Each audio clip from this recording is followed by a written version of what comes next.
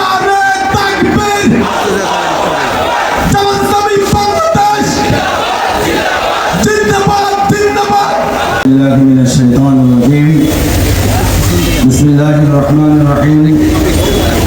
আলহামদুলিল্লাহি রাব্বিল আলামিন ওয়াসসালাতু ওয়াসসালামু আলা রাসূলিল আমিন ওয়া আলা আলিহি ওয়া সাহবিহি আজমাইন। বাংলাদেশ জামাত ইসলামী বাটারা থানার উদ্যোগে কেন্দ্র ঘোষিত 5 দফা যে কর্মসূচির দাবি, সেই দাবি আদায়ের লক্ষ্যে আজকের এই গণসমাবেশের সম্মানিত সভাপতি বাংলাদেশ জামাত ইসলামী বাটারা থানার সংগ্রামী আমির অ্যাডভোকেট রেজাউল করিম মঞ্চে উপস্থিত আছেন। আজকের এই গণসমাবেশের সম্মানিত বিশেষ অতিথি বাংলাদেশ জামাত ইসলামের কেন্দ্রীয় মজলিস শুরার সদস্য, ঢাকা মহানগর উত্তরের সম্মানিত সহকারী সেক্রেটারি, কুমিল্লা 2 সংসদীয় আসনের জামাত মনোনীত প্রার্থী জননেতা নাজিমউদ্দিন মোল্লাভাই মঞ্চে উপস্থিত আছেন। রামপুরা বাড্ডা বাটারা সম্মানিত থানা নেতৃবৃন্দ, সাংবাদিক বন্ধুগণ, সম্মানিত উপস্থিতি, সংগ্রামী বাটারাবাসী, আসসালামু আলাইকুম রহমতুল্লাহি ওয়া বারাকাতুহু। আমরা মহান রব্বুল আলামিনের দরবারে শুকরিয়া আদায় করছি যে রব্বুল আলামিন আমাদেরকে আজকে একটি সুন্দর পরিবেশে এই আয়োজনে আমাদেরকে কথা বলার সুযোগ করে দিয়েছেন। আমরা মহান রবের দরবারে শুকরিয়া আদায় করছি আলহামদুলিল্লাহ। যাদের আত্মত্যাগের বিনিময়ে আমরা এই সুন্দর পরিবেশটা পেয়েছি, যারা জীবন দিয়ে, যারা লড়াই করে 24-এর 5ই আগস্ট স্বৈরাচারী সরকারকে পতন ঘটিয়ে আমাদের নতুন বাংলাদেশ উপহার দিয়েছেন। বিশেষ করে আমরা যে জায়গায় দাঁড়িয়ে কথা বলছি, ঢাকার যে কটা জায়গা ছিল সেই সময় আন্দোলনের সূচিকাগার এই নতুন বাজারের বাটারা এলাকায় বাটারাবাসীর সাথে মিলিয়ে এখানের বিভিন্ন বিশ্ববিদ্যালয়ের ছাত্ররা যে প্রতিবাদ গড়ে তুলেছিল, সেই আন্দোলনে শহীদ আমিন, শহীদ রমজান এবং শহীদ মনির সহ যে সমস্ত ভাই বন্ধু ছাত্র সমাজ তারা যারা জীবন দিয়েছেন, আমি তাদের সকলের প্রতি শ্রদ্ধা জ্ঞাপন করছি। রব্বুল আলামিন তাদেরকে শহীদ হিসাবে কবুল করুন। সম্মানিত বাটারাবাসী, সম্মানিত ঢাকাবাসী, আমাদের এই বাংলাদেশ বিগত 15 বছর ফ্যাসিবাদের কবলে আমরা নিমজ্জিত ছিলাম। একটি স্বাধীন দেশের নাগরিক হিসাবে আমাদের যে গৌরবোজ্জ্বল ইতিহাস ছিল, বিগত 15 বছরে বাংলাদেশের মানুষের সকল গণতান্ত্রিক অধিকারকে হরণ করে নিয়ে বোমে খুন নির্যাতন চালিয়ে সেই গৌরবোজ্জ্বল ইতিহাসকে তারা কলঙ্কিত করেছিল। আমাদের মানবাধিকার বলতে কিছুই ছিল না। আমরা দেখলাম স্বাধীন দেশে আয়নাগরের চিত্র, আমরা দেখলাম স্বাধীন দেশে ক্ষমতার জন্য আইন শৃঙ্খলা বাহিনীকে ছাত্র এবং যুবকদেরকে নির্বিচারে গুলি করে হত্যা চিত্র আমরা প্রত্যক্ষ করেছিলাম, ঠিক না বলেন? এই বাংলাদেশকে তারা এমন জায়গায় নিয়ে গিয়েছিল, বাংলাদেশের অস্তিত্বকে তারা মুছে দেওয়ার চক্রান্ত করেছিল। সম্মানিত বাটারাবাসী, যারা এমন একটা অবস্থায় দেশকে নিয়ে গিয়েছিল, আপনারা গতকালকে একটা প্রতিবেদন দেখেছেন। বাংলাদেশে তারা যে গুম খুন চালিয়েছিল, শুধুমাত্র ইসলামী ছাত্র শিবিরের 31% গুমের শিকার নেতা কর্মীরা হয়েছিল। জামাত ইসলামী 25%, যে পরিমাণ গুম আওয়ামী লীগ করেছিল তার 56% হচ্ছে জামাত এবং শিবিরের নেতা কর্মীরা। এই আওয়ামী লীগের বিগত 15 বছরের প্রধান টার্গেট ছিল জামাত ইসলামীকে জমিন থেকে মুছে ফেলে দেওয়া। তারা মিথ্যা মামলা দিয়ে আমাদের নেতৃবৃন্দকে কারান্তরীণ করেছিল, মিথ্যা সাক্ষ্য দিয়ে ওই ট্রাইব্যুনালে ফাঁসির রায় দিয়ে জামাতের শীর্ষ নেতৃবৃন্দকে তারা ফাঁসির মঞ্চে ছিল। 15 বছর জামাতের অফিসগুলো বন্ধ ছিল, আমরা কথা বলতে পারিনি, সভা করতে পারিনি। আমাদের দলের নিবন্ধন আদালতের দোহাই দিয়ে তারা বাতিল করে দিয়েছিল। আপনারা জানেন জামাতের দাঁড়িপাল্লা প্রতীক ছিল না এবং শেষ দিয়েছে তারা শেষ তারিখ দিয়ে তারা জামাত নিষিদ্ধ ঘোষণা করেছিল, ঠিক না বলেন? কারণ আওয়ামী লীগের কাছে এই বাংলাদেশের প্রধান শত্রু ছিল জামাত ইসলামী।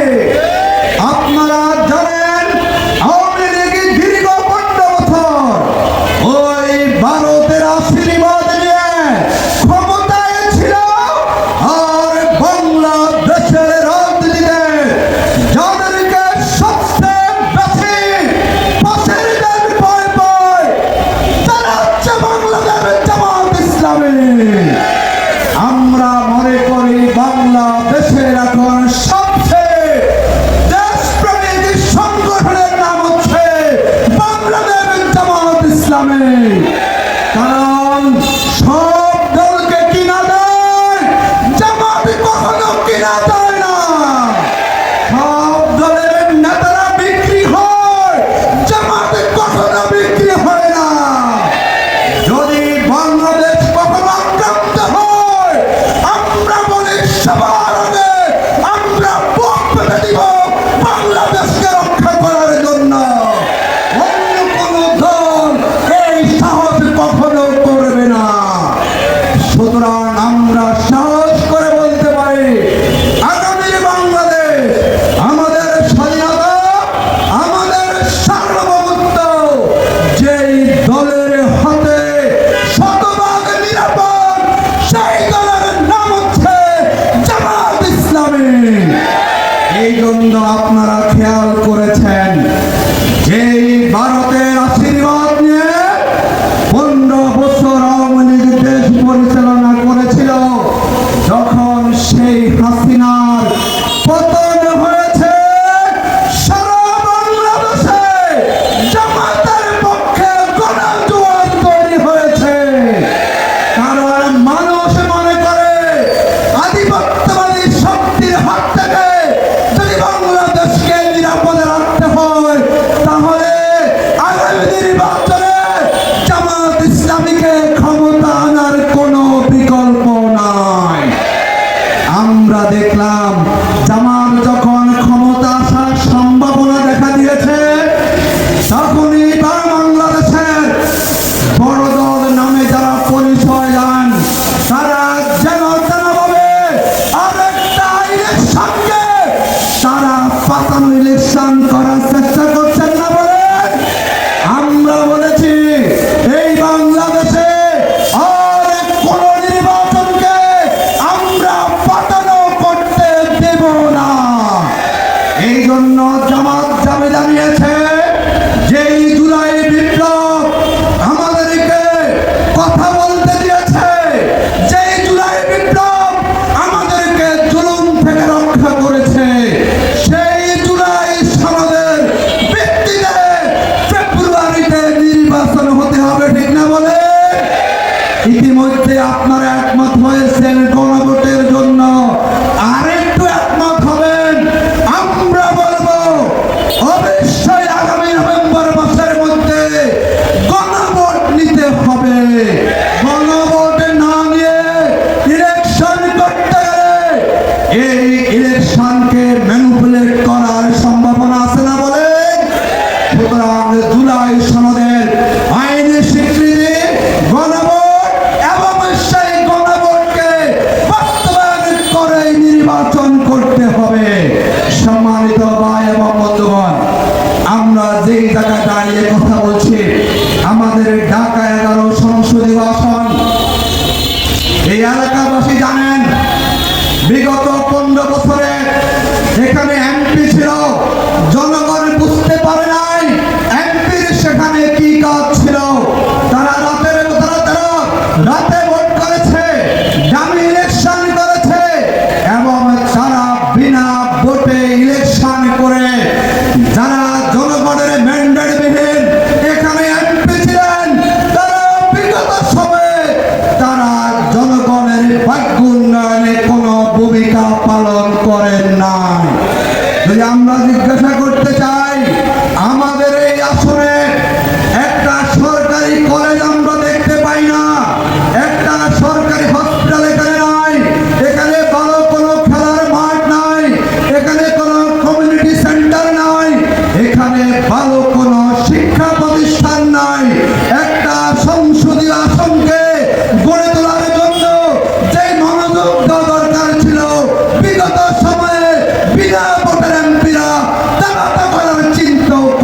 নাই।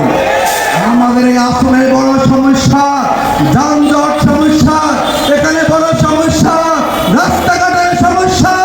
আমরা মনে করি এই সমস্যার সমাধান করার জন্য আগামী দিনে জনগণকে সিদ্ধান্ত নিয়ে এগিয়ে আসতে হবে, ঠিক না বলেন?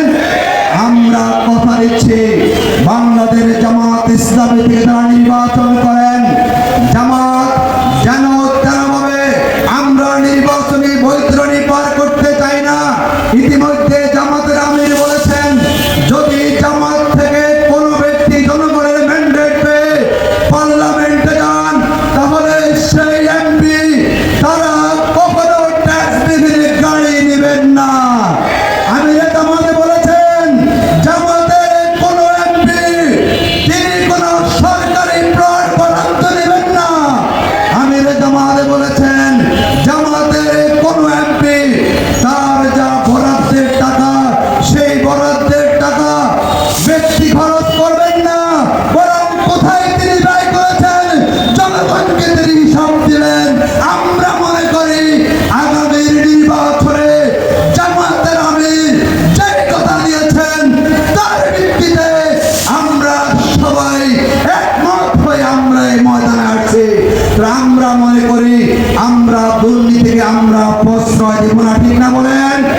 আমাদের এই আসনে এখনো আমরা দেখছি দখলবাজি চলছে, সাদাবাজি চলছে, টেন্ডারবাজি চলছে, বাজারে দখল চলছে, ঘাট দখল চলছে।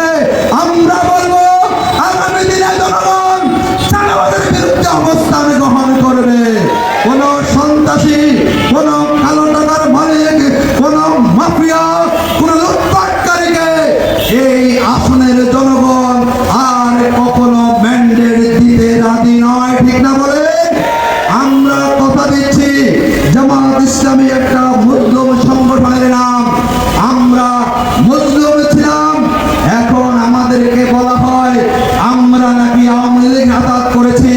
যারা এই কথাগুলো বলছেন, আপনারা জনগণকে বিভ্রান্ত করার চেষ্টা করছেন। জনগণ কখনো এতে বিভ্রান্ত হবে না। আজকে দেখলাম এক নেতা বলেছেন জামাত নাকি ইলেকশন চায় না। আমরা বলি আমরা ইলেকশন সবার আগে চাই, ঠিক না বলেন? আপনারা ইলেকশনকে ভয় পাচ্ছেন, আপনারা খেয়াল করেছেন যেভাবে সারা দেশের তরুণরা, যুবকরা, নারীরা জামাতকে ভোট দেওয়ার জন্য সিদ্ধান্ত নিয়েছে, তাতে আপনাদের জামাত বাজেয়াপ্ত হওয়ার সাথে বলেন না, আপনাদের জামানত বাজেয়াপ্ত হয়ে যাবে। কারণ জনগণ আর কখনো কোনো দুর্নীতিবাদ শক্তিকে তারা ক্ষমতায় দেখতে চায় না, ঠিক না বলেন? আসুন সম্মানিত বাটারাবাসী, আমরা আপনাদের আশ্বস্ত করতে চাই, যদি আমরা সুযোগ পাই, যদি আপনারা আমাদের প্রতি আস্থা পোষণ করেন, যদি আপনারা আমাদের প্রতি বিশ্বাস স্থাপন করেন, আস্থা রাখেন, আমরা বলছি আমাদের সর্বোচ্চ সামর্থ্য দিয়ে এই জনপদকে আমরা গড়ে তুলব ইনশাআল্লাহ। এই জনপদে আমরা রাজনৈতিক কোন চাঁদাবাজি কাউকে করতে দেব না। রাজনীতির পদবি হোল্ড করে দখলবাজি করবেন, লুটপাট করবেন, সন্ত্রাসী করবেন, মাস্তানি করবেন, এইরকম কোন শক্তিকে ঢাকা 11 আসনে আমরা বরদাস্ত করব না। আমি গত 10 তারিখে বলেছিলাম সেই মধ্যবার্তার প্রোগ্রামে, আজকে আবার রিপিট করছি, আমাদের কাছে এখনো খবর আছে কিছু কিছু প্রার্থীরা ইলেকশন করতে চান, তারা ইতিমধ্যে ভয় পেতে শুরু করেছেন। কারণ তারা জানেন তারা জনগণের ম্যান্ডেট পাবেন না, এই জন্য তারা প্রত্যেকটা কেন্দ্রভিত্তিক তারা মাস্তান বাহিনী ভাড়া করার চেষ্টা করছেন, আমরা খবর পাচ্ছি। আমরা সতর্ক করে বলছি, ফেব্রুয়ারির নির্বাচনে কোন মাস্তানের ঠাঁই কোথাও হবে না, কোন সন্ত্রাসীদের ভোট কেন্দ্রের আশেপাশে জনগণ সহ্য করবেন না। সুতরাং মাস্তানি, সন্ত্রাসী, গুন্ডা বাহিনীকে এখন থেকে তৈরি না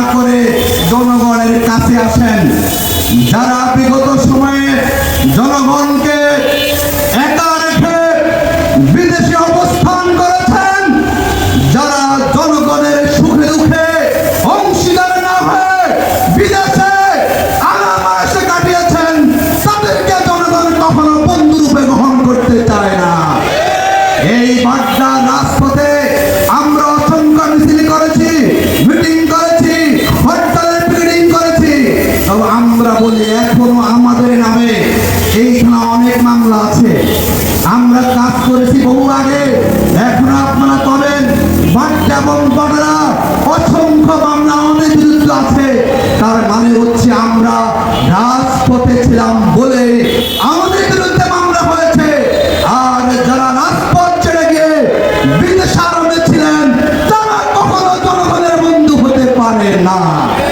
আমরা বলবো আগামীর বাংলাদেশ হবে শান্তির বাংলাদেশ, বাংলাদেশের জামাত ইসলামী। আমরা একটা মানবিক বাংলাদেশ গড়তে চাই। আমরা মনে করি আমাদের অনেক সম্পদ আছে, যদি আমরা দুর্নীতি মুক্ত করতে পারি এই বাংলাদেশকে 5 বছরে আমরা একটা বড় দৃষ্টান্ত আমরা স্থাপন করতে পারবো, ঠিক না বলেন?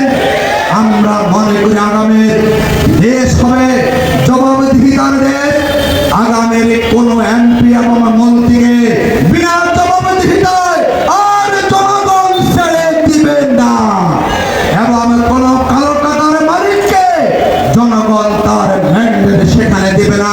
সম্মানিত পাটারাবাসী, বাংলাদেশ জামাত ইসলামী আমরা একটা সুন্দর বাংলাদেশ চাই। বিগত 54 বছরে আপনারা অনেক দলকে ভোট দিয়েছেন, অনেক দলের প্রতীকে ভোট দিয়ে আপনারা বহু দলকে ক্ষমতা এনেছেন।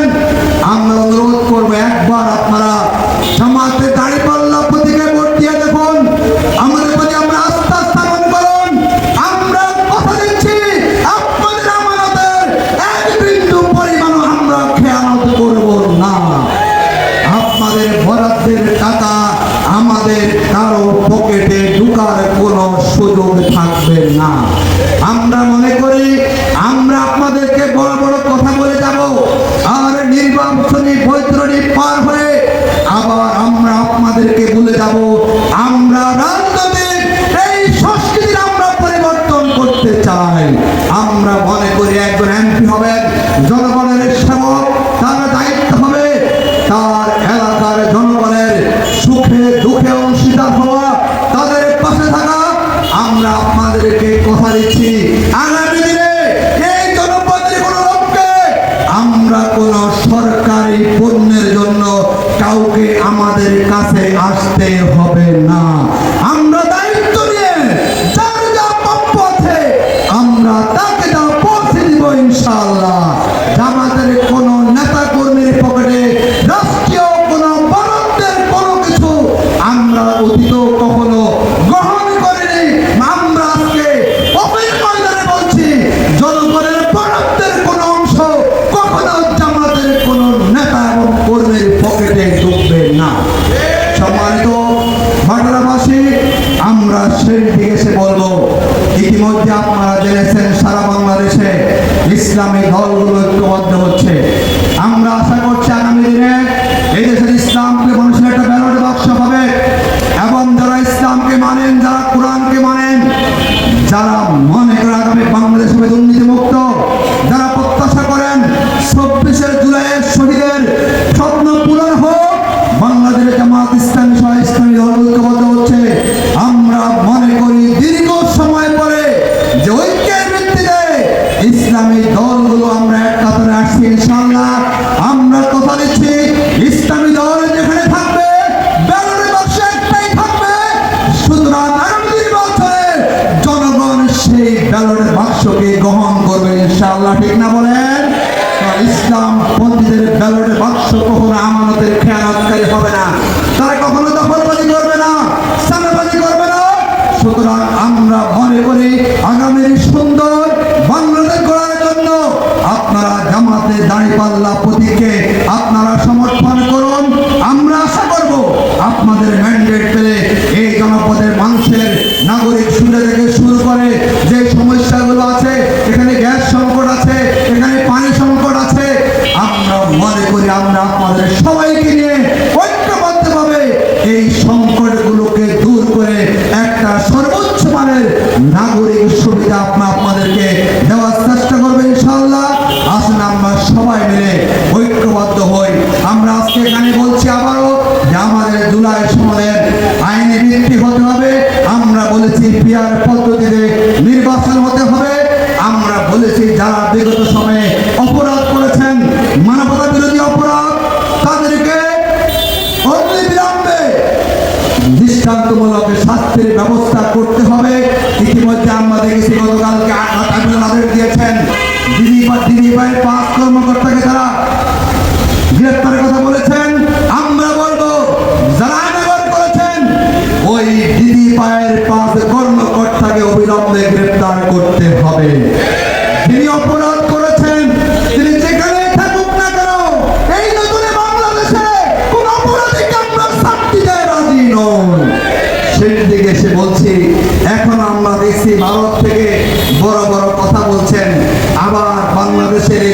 যে আপনারা অস্থির পরিবেশ তৈরি করার চেষ্টা করছেন। আমরা বলি আওয়ামী লীগের রাজনীতি 5ই আগস্টের পরে কি আছে বলুন তো? এই রাজনীতির কবর রচনা হয়ে গেছে। যারা এখন উসখুস করছেন মাঠে আসবেন, আপনারা সতর্ক হয়ে যান। বাংলাদেশের জনগণ ওই আওয়ামী প্রতিবাদী শক্তিকে এই জমিদার কখনো দাঁড়াতে দিবে না। আসুন আমরা ঐক্যবদ্ধ হই, আমরা নতুন দেশ গড়ি, আমরা যুবকের কর্মসংস্থানের ব্যবস্থা করি, এই জনপদের মানুষকে আমরা একটা উন্নত রাষ্ট্রে এলাকা দেই। আল্লাহ রাব্বুল আলামিন আগামী দিনে আমাদেরকে সত্যের পথে, সুন্দর পথে, মুক্তির পথে, ন্যায়ের পথে আমাদেরকে ভূমিকা রাখার তৌফিক দান করো। আমি শেষ করছি এই বলে একটা এখন স্লোগান সব দলে আছে না, সব দলের